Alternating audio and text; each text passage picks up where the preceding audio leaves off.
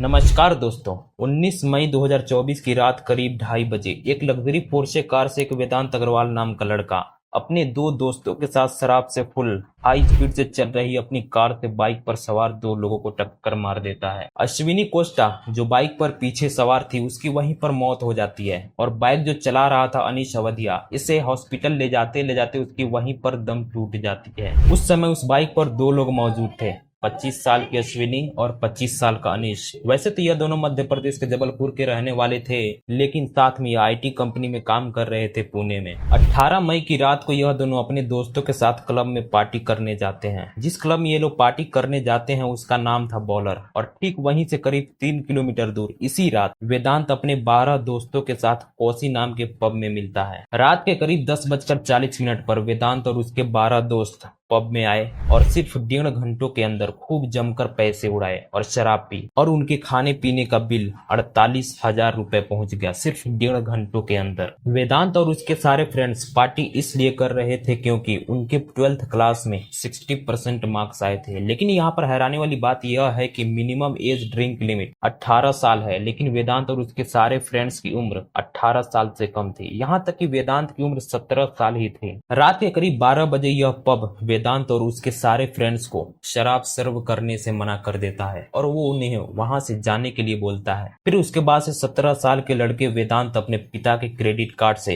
48,000 रुपए का bill pay किया और फिर वहां से कुछ किलोमीटर दूर ब्लैक नाम के एक पब में ये सब जाते हैं। रात के करीब 2 बजे के आसपास वेदांत और उसके दो फ्रेंड्स क्लब से बाहर निकलते हैं और अपनी इलेक्ट्रिक कार पोर्शे में बैठकर वहां से रवाना होते हैं। वेदांत और उनके फ्रेंड्स के साथ उनका होम ड्राइवर भी वहां पर अवेलेबल था और इसी समय करीब 2:30 बजे अनीश और अश्विनी भी क्लब से बाहर निकलते हैं अपनी बाइक पर सवार होकर। अनीश और अश्विनी की बाइक पुणे के कल्याणी नगर पर यू टर्न लेती है और तभी तेजी से वेदांत की पोर्शे कार 200 किलोमीटर की स्पीड से बाइक पर तेजी से टक्कर मारती है। अश्विनी नाम की लड़की जो पीछे बैठी थी उसकी वहीं पर मौत हो जाती है और अनीश को अस्पताल ले जाते समय उसकी वहीं पर डेथ हो जाती है। समय से वहां के लोकल लोग वहां पर पहुंचते हैं और इन सब को पुलिस के हवाले कर देते हैं, यह सोचते हुए कि उन्हें बेकसूर दो लोगों को मारने के लिए उन्हें कड़ी से कड़ी सजा मिलेगी। लेकिन यहाँ पर यह सारे लोग इस बात से अनजान थे कि यहाँ पर आगे क्या क्या होने वाला है इस केस में। हमारे बच्चे जब तक बालिग नहीं हुए हमने उनको गाड़ियां नहीं दी, हम भी दे सकते। On May 19th at around 2:30 a.m., a 17-year-old minor who was allegedly driving under the influence of alcohol fatally hit two people with the Porsche he was driving. The deadly Porsche crash in Pune. Witness in deadly Pune crash confirms that the teen was indeed driving the car and he was drunk.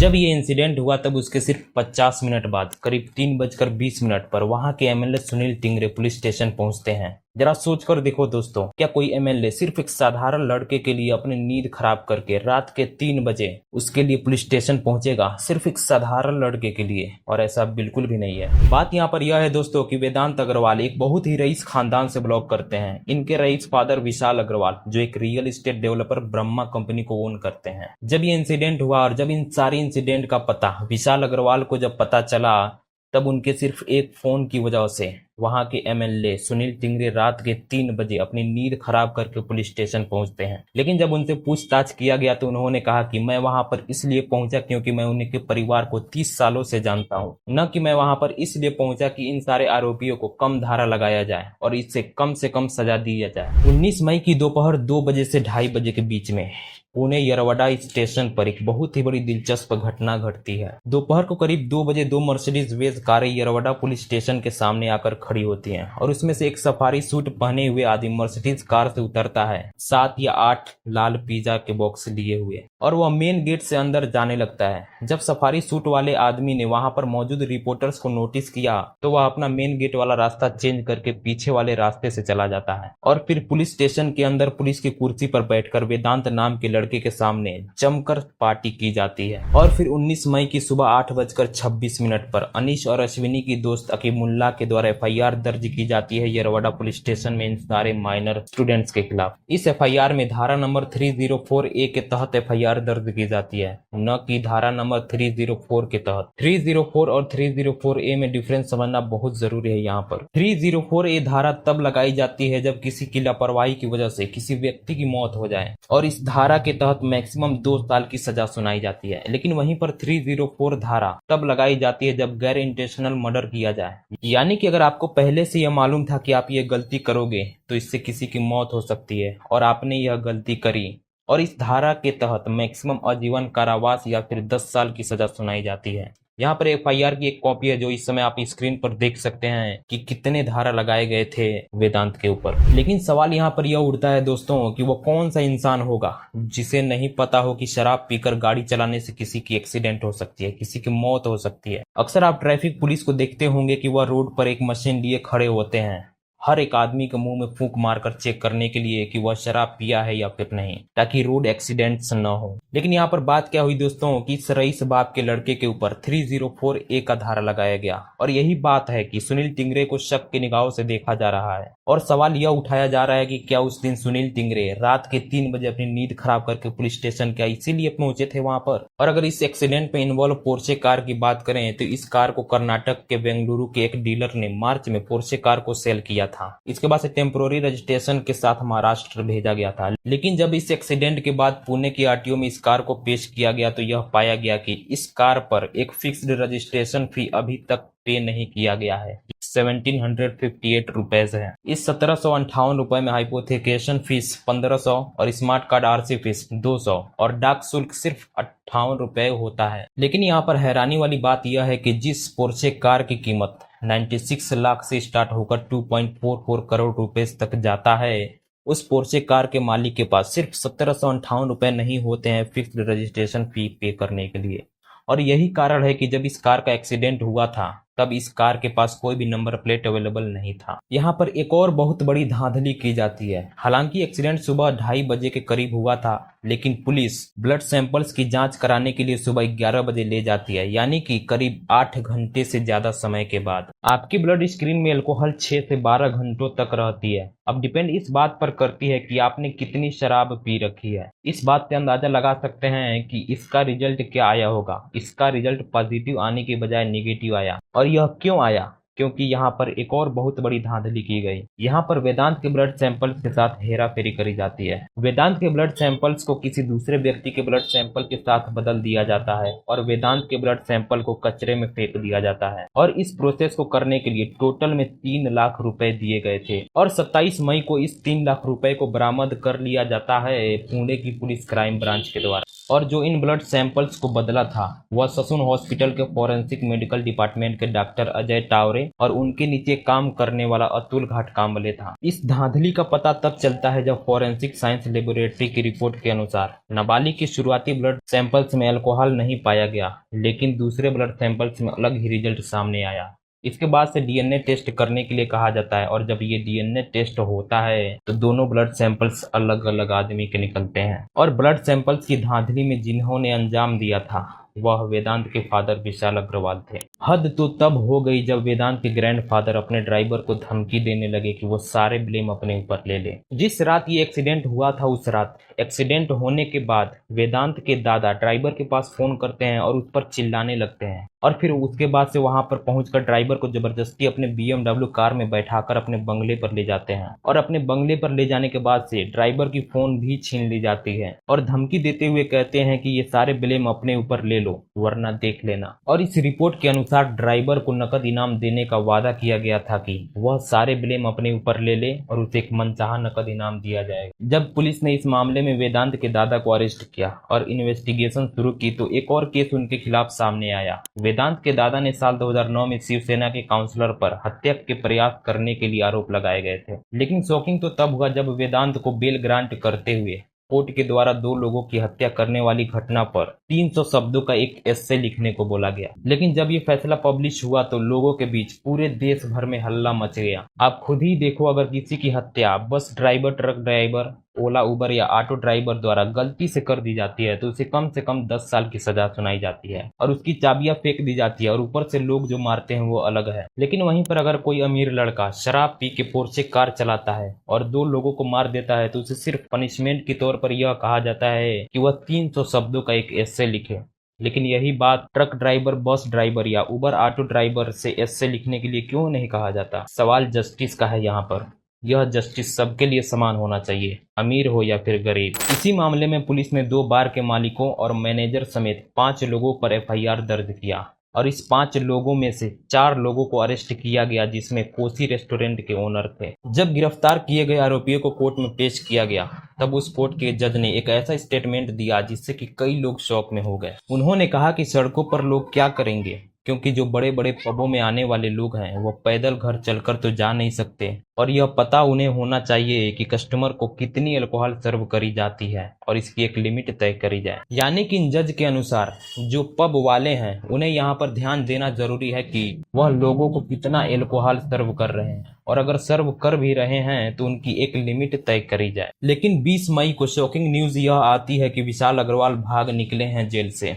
पहले तो जैसे तैसे करके अपने बेटे को bell दिला दी और उसके बाद से खुद भाग निकले हैं, लेकिन अनफॉर्चुनेटली उसके अगले दिन 21 मई को उन्हें औरंगाबाद में अरेस्ट कर लिया जाता है। हम सब जानते हैं कि अगर किसी क्रिमिनल की एज 18 साल से कम होती है तो उसकी पनिशमेंट ऑलमोस्ट नेग्लिजिबल हो जाती है। साल 2015 में सरकार ने जनता की प्रेशर में आकर अमेंडमेंट लाई थी juvenile justice care and protection of children act 2015। इस एक्ट के अनुसार 16 से 18 की एज में अगर कोई हीनस क्राइम करता है तो जुवेनाइल जस्टिस चाहे तो उसे एडल्ट की तरह ट्रायल में ले जा सकता है। आप यह सोच रहे होंगे कि यह हीनस क्राइम क्या होता है। हीनस क्राइम एक बहुत ही घिनौना क्राइम होता है। इसमें एग्जाम्पल के लिए अगर देखा जाए तो मर्डर, रेप, ऐसे ही कई सारे क्राइम्स इन्वॉल्व होते हैं और यह हीनस क्राइम एक ऐसा क्राइम होता है जिसमें मिनिमम 7 साल की जेल होती है। यानी कि इसका मतलब यह है कि अगर आप यह हीनस क्राइम करते हो तो आपको कम से कम 7 साल जेल में रहना पड़ सकता है। निर्भया केस में ऐसे ही देखने को मिला था जब साल 2012 में दिल्ली के एक बस में एक 22 साल की लड़की ज्योति सिंह का रेप किया जाता है और इसी निर्भया केस में टोटल में 6 लोगों को अरेस्ट किया जाता है, जिसमें से एक बस ड्राइवर और उसके साथ उसका 26 साल का एक भाई शामिल था। और इन 6 लोगों को जो अरेस्ट किया जाता है उन सब में से एक जो रेपिस्ट था उसकी उम्र 17 साल था और तभी इस केस को लेकर पूरे देश में इतना हल्ला मचता है कि सरकार प्रेशर में आकर यह जुवेनाइल जस्टिस एक्ट 2015 बनाती है। चोरी, डकैती, छीना झपटी, हत्या और बलात्कारी जैसे कई छोटे मोटे और गंभीर क्राइम्स पूरे भारत में रेगुलर किए जाते हैं और जिन लोगों ने यह भयानक अपराध किए हैं उसमें से सबसे ज्यादा पाया गया है कि अपराध करने वाला 18 साल से कम उम्र के युवा शामिल रहते हैं। और ये सिर्फ एक ही केस नहीं है जब 18 साल की कम उम्र वाले बच्चे क्राइम्स किए हो। इस आर्टिकल को देखिए। एनसीआरबी के अनुसार साल 2017 से 2022 के बीच में जुवेनाइल क्राइम्स करीब 90% आईपीसी की कई धाराओं के तहत एफआईआर दर्ज किए गए थे और ये जो एफआईआर दर्ज किया गया था इसमें से लगभग 75% से ज्यादा क्रिमिनल 16 से 18 की एज वाले थे। कोई भी इंसान क्रिमिनल बनने की कैपेसिटी लेकर पैदा नहीं होता है, वह क्रिमिनल हालात और आसपास के माहौल के हिसाब से बनता है। यानी कि घर के भीतर जो हो रहा है, घर के बाहर जो हो रहा है, वो उस इंसान के लाइफ और नॉर्मल पर्सनालिटी पर एक बहुत बड़ा इम्पैक्ट डालता है। इसके टोटल में 4 बड़े रीजंस हैं। पहला, टूटा हुआ घर। भारत के उदय शंकर के शोध के अनुसार 140 जुवेनाइल क्रिमिनल्स में से 13.3% ऐसे क्रिमिनल्स थे जो टूटे हुए घरों से आए थे और उनके माता पिता की मृत्यु किसी ऐसी रीजन से हुई थी जो उसके परिवार को तोड़ने का काम कर रही थी, जैसे कि पुरानी बीमारी या फिर पागलपन, तलाक जैसी कई सारी रीजन इन्वॉल्व होती थी। और दूसरा सबसे बड़ा कारण है गरीबी। क्रिमिनल्स का एक बड़ा हिस्सा कम इनकम वाले परिवारों में से आता है जो अपने घर का मेंबर बनकर अपने पूरे घर का खर्चा चलाते हैं और उसे चलाने के लिए वो कई साल तक अपने घर से बाहर रहकर कमाना पड़ता है। अब तक जितने भी जुवेनाइल क्राइम्स हुए हैं उसमें से 83% यूथ कम इनकम वाले घरों से आते हैं। ऐसे युवा जो लंबे समय तक घरों से बाहर रहकर काम करते हैं वह जानबूझकर या फिर अनजाने में गैंगस्टरों के साथ जुड़ जाते हैं और क्राइम करने लगते हैं। और तीसरा सबसे बड़ा कारण आता है उस इंसान की दोस्ती और उसकी संगत से। जैसे जैसे बच्चा बड़ा होने लगता है और वह घर से बाहर निकलने लगता है तो प्ले ग्रुप या अपने फ्रेंड्स के ग्रुप में शामिल होने लगता है और वह किसी ऐसे ग्रुप में शामिल हो जाता है जो क्राइम्स को ऑलरेडी सपोर्ट कर रहे हों। तब वो इस माहौल में ढलने लगता है और धीरे धीरे क्राइम करने लगता है। 1982 में क्राइम हुआ था इलिनॉइस क्राइम। इस क्राइम में टोटल 6000 युवा को शामिल किया गया था और जब इसकी जांच की गई शाह के द्वारा तो इसमें पाया गया कि 90% क्रिमिनल यंग लड़के थे जिसकी उम्र 18 साल से कम थी। और इन चारों में से सबसे बड़ा रीजन है सोशल मीडिया। सोशल मीडिया आज के समय में हर एक इंसान के माइंड को कंट्रोल कर रहा है और यह उस इंसान के मन पर एक बहुत ही बड़ा विनाशकारी इम्पैक्ट डालता है। आप देखोगे कि इस समय हर जगह हर कोई सोशल मीडिया पर स्क्रॉल करने लग रहा है अपना ज्यादा से ज्यादा समय सोशल मीडिया पर स्पेंड कर रहा है। जब कोई यंग युवा अपना ज्यादा टाइम सोशल मीडिया पर स्पेंड करता है तो उसे स्क्रॉल करते समय कभी कभी पोर्नोग्राफी की इमेजेस उसके सामने आ जाती है और इसकी वजह से उसका मन निगेटिव थिंकिंग की ओर बढ़ने लगता है। ऐसे ही बहुत सारे जुवेनाइल केसेस देखने को मिलते हैं हमारे इंडिया में, जैसे 29 नवंबर 2013 को मयूर विहार के दंगों में जुवेनाइल होम से भागे 5 बच्चों का एक ग्रुप जौहरी की पत्नी की हत्या कर देते हैं और वहां से 50 केजी सिल्वर और 10 लाख रुपए लेकर भाग जाते हैं। जब इन सारी चीजों की जांच की गई तो इस जांच में पाया गया कि जिन लोगों ने इन काम को अंजाम दिया था उन सारी की एज 18 साल से कम निकलती है। ऐसा ही एक और केस देखने को मिलता है 24 फरवरी 2016 को एक 17 साल के लड़के ने दिल्ली के बीके दत्त कॉलोनी में एक ओल्ड महिला पर हमला कर दिया और उसकी गला घोट कर हत्या कर दी। कहीं पर यह देखा जाता है कि एक डॉक्टर को पीट कर हत्या कर दी जाती है 4 नाबालिग लड़कों के द्वारा, तो कहीं पर यह देखने को मिलता है कि 2 नाबालिग लड़के एक उबर ड्राइवर को गोली मारकर हत्या कर देते हैं और उसकी लाश को फेंक कर उसकी गाड़ी लेकर भाग जाते हैं। आपके सामने स्क्रीन पर पूरी लिस्ट पड़ी है इन सारे केसेस को जो आप इस समय देख सकते हैं। पुणे का ये जो केस है पोर्शे कार वाला केस, ये हमारे पूरे सिस्टम को हैंग करके रख दिया है। अमीर लोगों के पास अगर पैसा है तो कुछ भी जायज है, कुछ भी करना गलत नहीं है। अगर आपके पास पैसा है तो आप शराब पीकर किसी के ऊपर गाड़ी चढ़ा सकते हैं। अगर आपके पास पैसा है तो बिना लाइसेंस प्लेट के गाड़ी चला सकते हैं। और अगर आपके पास पैसा है तो आप 18 साल से कम उम्र के होते हुए भी आप शराब पी सकते हैं। अगर आपके पास पैसा है तो आप शराब पीकर किसी के ऊपर गाड़ी चढ़ा भी देते हो तो रात के 3 बजे एमएलए अपनी नींद खराब करके आपकी मदद करने भी आएंगे। और अगर आपके पास पैसा है तो आप ब्लड सैंपल्स की भी हेराफेरी कर सकते हैं। लेकिन वहीं दूसरी तरफ आते हैं हमारे देश के गरीब लोग, भले ही क्यों ना वो सारे रूल्स फॉलो करें, सारे टैक्सेस समय पर पे करें, लेकिन किसी न किसी दिन उनका घर तोड़ा ही जाएगा।